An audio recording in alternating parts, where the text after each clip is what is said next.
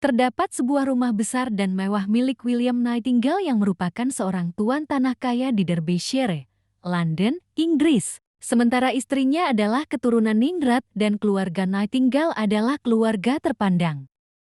Sang istri pun akhirnya mengandung anak keduanya yang sekarang dikenal sebagai Lady with the Lamb.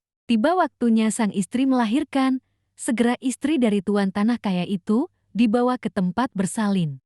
Tibalah saat yang dinantikan, sang putri kedua telah lahir dan diberi nama Florence Nightingale. Florence Nightingale lahir di Firenze, Italia pada tanggal 12 Mei tahun 1820 dan dibesarkan dalam keluarga yang berada. Namanya diambil dari kota tempat ia dilahirkan. Nama depannya, Florence merujuk kepada kota kelahirannya, Firenze dalam bahasa Italia atau Florence dalam bahasa Inggris.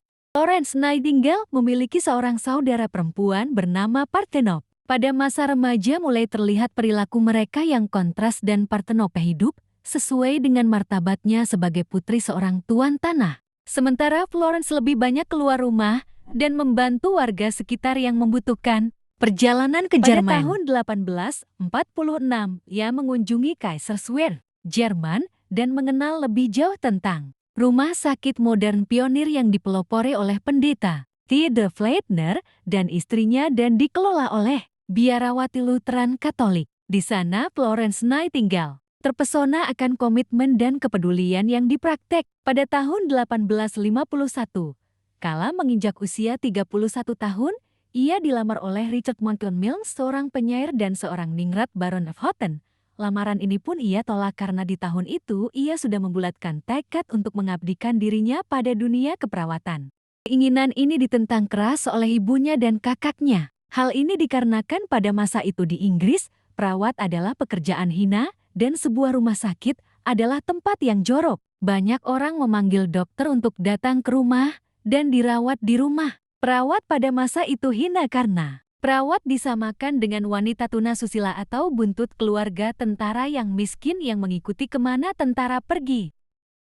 Tapi Florence berkeras dan tetap pergi ke Kaiserswerth, Jerman untuk mendapatkan pelatihan bersama biarawati di sana. Selama 4 bulan ia belajar di Kaiserswerth, Jerman di bawah tekanan dari keluarganya yang takut akan implikasi sosial yang timbul dari seorang gadis yang menjadi perawat dan latar belakang rumah sakit yang Katolik, sementara keluarga Florence adalah Kristen Protestan. Pada tanggal 12 Agustus tahun 1853, Nightingale kembali ke London dan mendapat pekerjaan sebagai pengawas bagian keperawatan di Institute for the Care of Sick Gentlewomen, sebuah rumah sakit kecil yang terletak di Upper Harley Street, London, posisi yang ia tekuni hingga bulan Oktober tahun 1854. Di sini, ia berargumentasi sengit dengan komite rumah sakit karena mereka menolak pasien yang beragama Katolik. Florence mengancam akan mengundurkan diri, kecuali bila komite ini mengubah peraturan tersebut dan memberinya izin tertulis bahwa rumah sakit akan menerima tidak saja pasien yang beragama Katolik, tetapi juga Yahudi dan agama lainnya, serta memperbolehkan mereka menerima kunjungan dari pendeta-pendeta mereka, termasuk rabi, dan ulama untuk orang Islam. Komite rumah sakit pun mengubah peraturan tersebut sesuai permintaan Florence. Pada 1854 berkobarlah peperangan di semenanjung Crimea.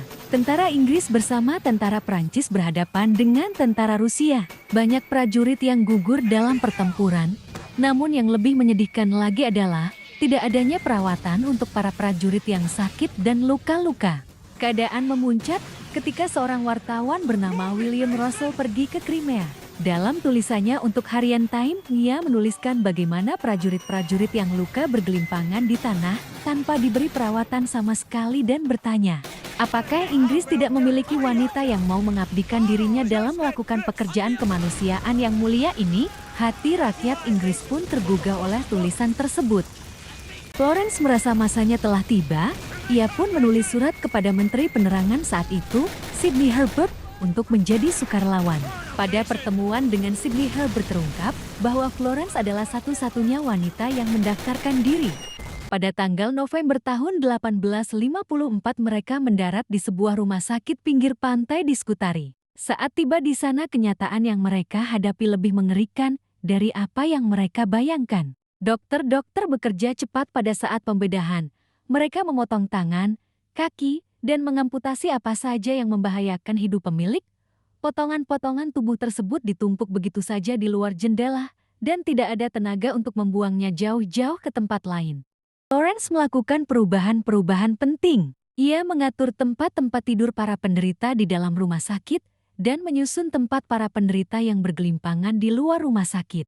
Pada malam hari saat perawat lain beristirahat dan memulihkan diri, Florence menuliskan pengalamannya dan cita-citanya tentang dunia keperawatan dan obat-obatan yang ia ketahui. Namun, kerja keras Florence membersihkan rumah sakit tidak berpengaruh banyak pada jumlah kematian prajurit. Malah sebaliknya, angka kematian malah meningkat menjadi yang terbanyak dibandingkan rumah sakit lainnya di daerah tersebut. Pada masa musim dingin pertama Florence berada di sana, sejumlah 4.077 prajurit meninggal di rumah sakit tersebut. Pada suatu kali, saat pertempuran dahsyat di luar kota telah berlalu, seorang bintara datang dan melapor pada Florence bahwa dari kedua belah pihak korban yang berjatuhan banyak sekali. Florence menanti rombongan pertama, namun ternyata jumlahnya sedikit.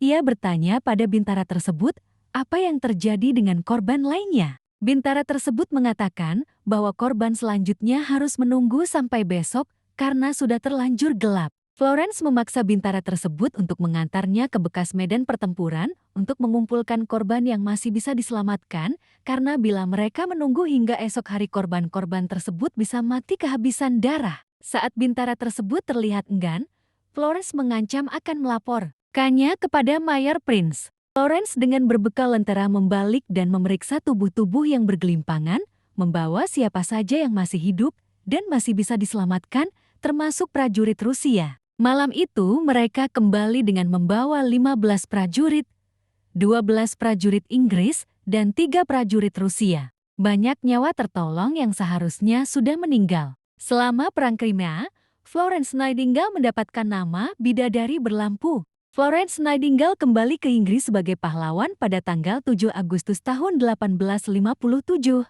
Semua orang tahu siapa Florence Nightingale dan apa yang ia lakukan ketika ia berada di medan pertempuran Crimea, dan menurut BBC, ia merupakan salah satu tokoh yang paling terkenal setelah Ratu Victoria sendiri. Ketika ia masih di Turki, pada tanggal 29 November tahun 1855, publik bertemu untuk memberikan pengakuan pada Florence Nightingale untuk hasil kerjanya pada perang yang membuat didirikannya Dana Nightingale untuk pelatihan perawat. Sekembalinya Florence ke London, ia diundang oleh tokoh-tokoh masyarakat. Mereka mendirikan sebuah badan bernama Dana Nightingale.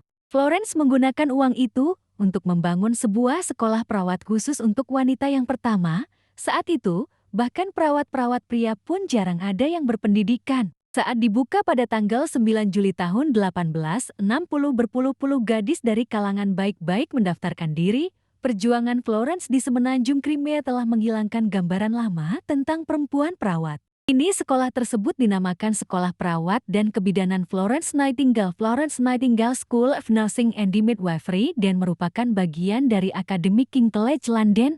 Pada tahun 1882 perawat-perawat yang lulus dari sekolah Florence telah tumbuh dan mengembangkan pengaruh mereka pada awal-awal pengembangan profesi keperawatan. Beberapa dari mereka telah diangkat menjadi perawat senior matron, termasuk di rumah sakit London seperti St. Mary's Hospital. Pada tahun 1860 Florence menulis buku catatan tentang keperawatan, Notes on Nursing. Buku setebal 136 halaman ini menjadi buku acuan pada kurikulum di sekolah Florence dan sekolah keperawatan lainnya.